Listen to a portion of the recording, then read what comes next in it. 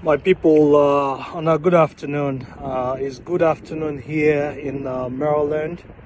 I know say for Nigeria, it's night. It's about 10 o'clock at night, And like most Nigerians, like my compatriots back home, I never sleep well for the past going on 48 hours now.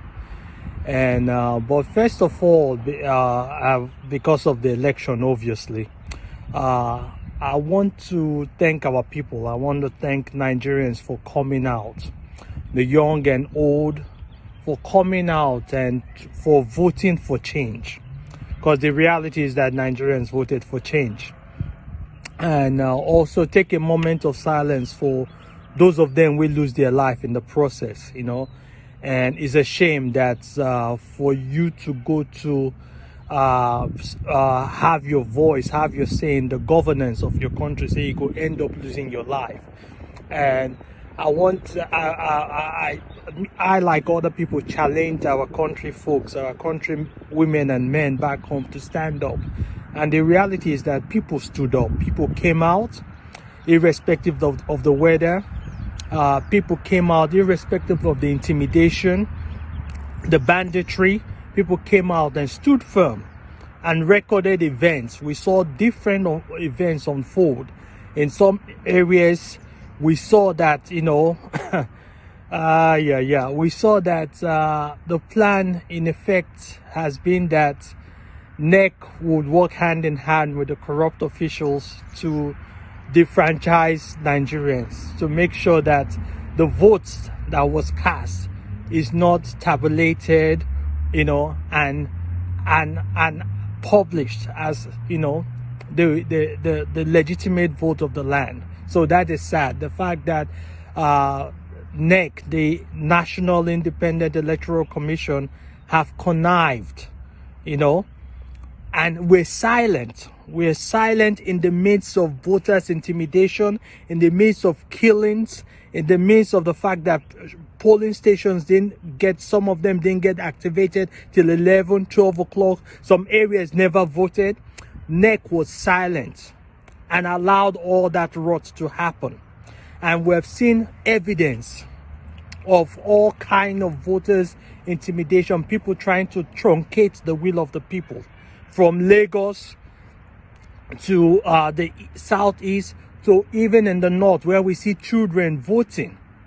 And you have a police officer telling you that the reason why children are voting is because of their DNA, that they might be, diminutive because of their DNA. That's why they've been allowed to vote.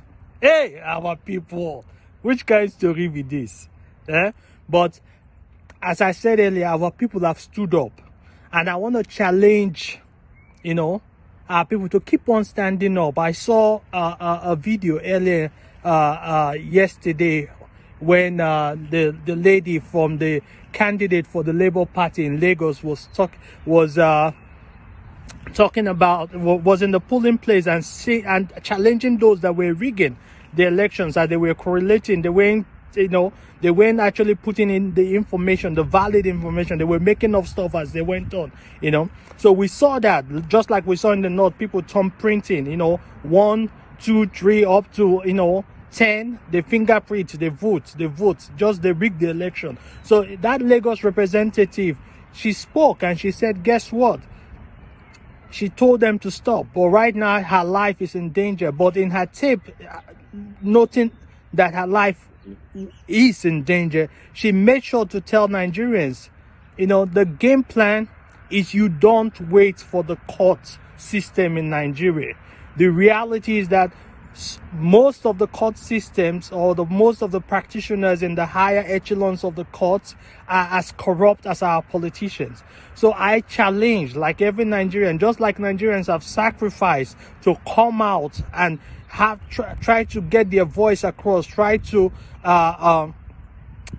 vote by voting people that are competent and people that want to actually make a difference. I challenge the aspirants, I challenge the Labour Party candidate P2B, and I challenge Yusuf Dati Ahmed. You guys need to stand up. You guys need to stand up and fight. Nigerians don't go out to fight for now. This not a time to fight. Fight because you have the backings of Nigerians. We have lost souls. People have died. People have been maimed. People have been harmed. But yet they stood firm. So I challenge you guys to keep on standing firm. We need to fight. This is not time to cow down to the corrupt people. You know, all of us can't leave that country and run from them. We have to stand and fight and try to make that country better. Not just for us, for our children and for the generation, you know, the up and coming generation. You know, while we, you know, we pray, say, may God intervene. At the same time, we have to fight. You know, we have to fight, you know, to make that country better, you know. And I want to also say thank Nigerians for coming out, you know. The struggle is not over. The struggle will continue to fight. A luta continua. God bless our people.